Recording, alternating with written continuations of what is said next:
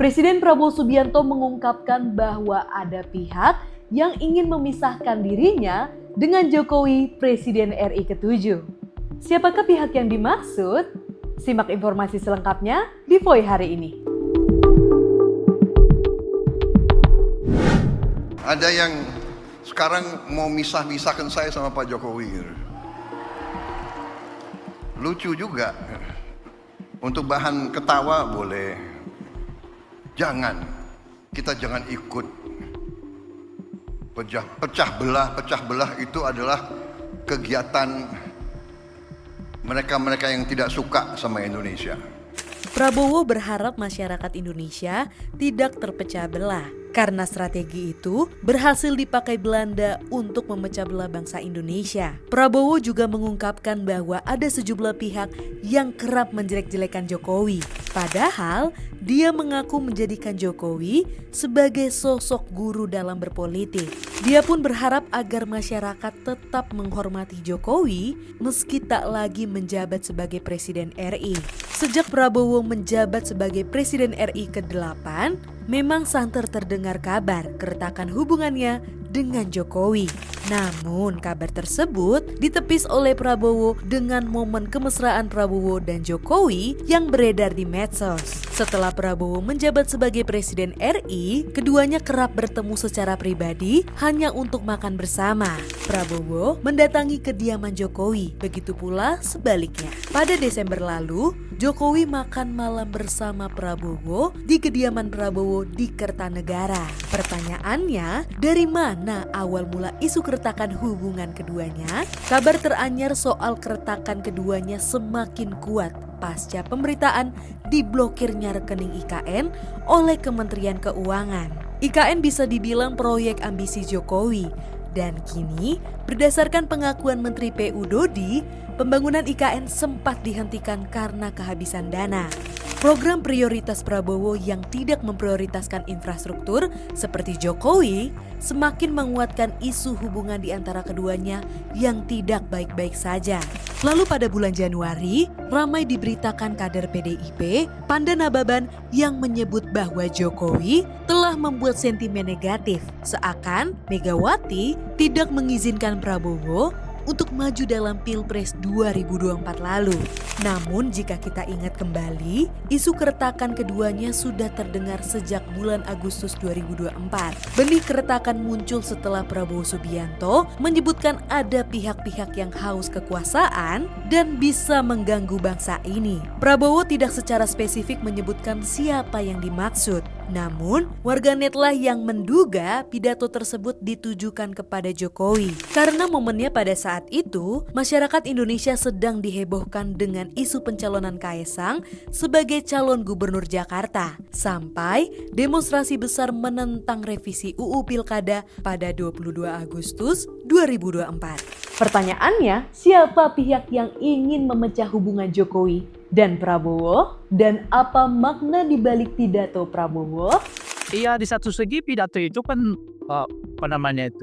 mau memberi isyarat kepada Pak Jokowi meskipun beberapa program andalan Pak Jokowi itu ditangguhkan, tidak berarti Pak Prabowo sedang membangun front gitu loh dengan Pak Jokowi, kira-kira gitu loh. Jadi pidato itu seperti mengatakan Pak Jokowi, saya tetap loh menghormati Anda, ya kan, di jalur yang Anda inginkan, tapi soal ini ya kita tangguhkan dulu, kira-kira gitu loh. Jadi pidato Pak Prabowo itu sebetulnya ingin menenangkan perasaan Pak Jokowi yang boleh jadi saat ini sedang gulana gitu ya. Karena program-program andalan beliau itu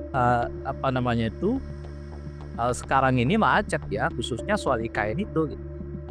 Nah, di tengah seperti itu muncullah itu tadi misalnya upaya-upaya yang seolah-olah ingin memisahkan Pak Jokowi dengan Pak Prabowo, tapi sebetulnya menurut saya sumbernya bukan berasal dari luar, sumbernya berasal dari dalam. Sebab kalau orang luar yang memisah-misahkan sih nggak banyak efeknya gitu. Tapi kan kalau di dalam itu kita tahu ya kan banyak juga menteri-menteri yang masih atau yang merupakan orang-orang yang didorong oleh Jokowi untuk masuk ke kabinet gitu. kalau diruntut kesemuaan pemberitaan beliau ini, ya saya menangkapnya beliau justru lebih menekankan urusan internalnya, bahwa ada di dalam kalangan internal upaya untuk menghambat program-program yang sedang dijalankan oleh beliau. Apakah itu efisiensi gitu ya, yang memang merambah kemana-mana gitu ya. Termasuk di dalamnya upaya populisme yang sedang dilakukan oleh Pak Prabowo gitu ya. Misalnya dengan kemarin itu membuat aturan yang membuat masyarakat kita khususnya di kalangan bawah ini jengkel ya, karena tiba-tiba galon gas melon itu tidak dapat lagi dibeli di pengecer gitu ya. Nah, jadi kalau kita lihat rangkaian pidato itu sebetulnya tekanannya itu ke dalam bukan keluar. Artinya di dalam internal kelihatan Pak Prabowo sudah mulai melihat ya orang-orang yang mencoba menghambat keinginannya untuk melakukan efisiensi gitu. Saat yang bersamaan ya ada juga upaya-upaya yang mengganggu hubungannya dengan Pak Jokowi itu gitu.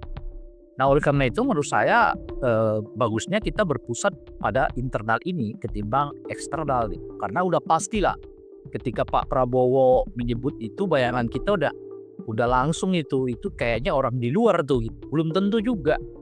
Ya kalau dilihat rangkaian pidato Pak Prabowo itu menurut saya justru tekanannya itu banyak di dalam, bukan banyak di luar. Nah, kenapa kita sebut begitu itu? Ya karena MBG ini kan memang menyita banyak sekali dana gitu sehingga terjadi efisiensi, dan efisiensi itu salah satunya menyentuh program-program yang selama ini diunggulkan oleh Pak Jokowi. Apa misalnya soal IKN dan di satu segi misalnya ada persoalan pagar bambu di Tangerang. Jadi kalau kita kontekkan dengan lapangan gitu, akhir-akhir ini kelihatan banyak kebijakan-kebijakan Pak Prabowo itu yang sepertinya sedang tidak berjalan seiring dengan keinginannya Pak Jokowi gitu. Salah satunya IKN. Kalau IKN itu kan lebih dramatik lagi kan. Total ya budget untuk IKN itu ditangguhkan oleh Pak Prabowo. Itu kalau total, dan saya kira juga kasus pagar bambu itu sedikit banyak juga menyentuh ya kebijakan-kebijakan yang selama ini dilakukan oleh Pak Jokowi. Jadi di lapangannya memang ada suasana yang terlihat membuat Pak Prabowo dengan Pak Jokowi itu berbeda gitu ya. Boleh jadi karena itu kemudian ada upaya-upaya internal di dalamnya gitu ya, yang ingin sebetulnya mengawal program Pak Jokowi, tetapi pada saat yang bersamaan itu berbeda dengan keinginannya. Jadi maksud saya kalau dilihat di lapangannya, sebetulnya yang membuat perbedaan itu bukan orang luarnya. Satu faktor utamanya itu adalah Pak Prabowo sendiri, ya dia nggak melanjutkan KN misalnya ya, lalu mengusut kasus pagar bambu yang sedikit banyak ya dikait-kaitkan dengan tata kelola pemerintahan di era Pak Jokowi gitu ya kan. Nah, saat yang bersamaan menteri-menteri menteri-menteri yang dekat dengan Pak Prabowo dengan Pak Jokowi itu disentil oleh Pak Prabowo, misalnya soal Bahlil gitu ya, soal KKP gitu ya, dan sebagainya. Ingatlah ya, KKP itu tidak diperintah oleh Pak Prabowo untuk membongkar, yang diperintah membongkar pagar laut itu adalah tentara. Dasko menyebut bahwa itu bukan kebijakan presiden. Nah, bagi saya itu agak sulit dinalar. Bagaimana kok bisa Bahlil jalan sendiri ya tanpa disetujui oleh presiden untuk suatu keputusan yang berhubungan dengan keseharian warga negara. Dalam hal ini soal gas LPG ya. Nah, oleh karena itu bacaan saya itu pernyataan Dasko itu sebenarnya tanda kutip ya untuk melindungi Pak Prabowo dari kritik publik. Jadi ujung-ujungnya ya didepankanlah Bahlil dalam hal ini. Tapi seperti yang saya sebutkan itu tadi, di satu segi inilah semacam tata kelola pemerintahannya Pak Prabowo gitu. Apa itu gitu? Saat sangat telaten memelihara apa yang disebut dengan kepuasan publik. Dalam politik memang tidak ada kawan dan musuh yang abadi.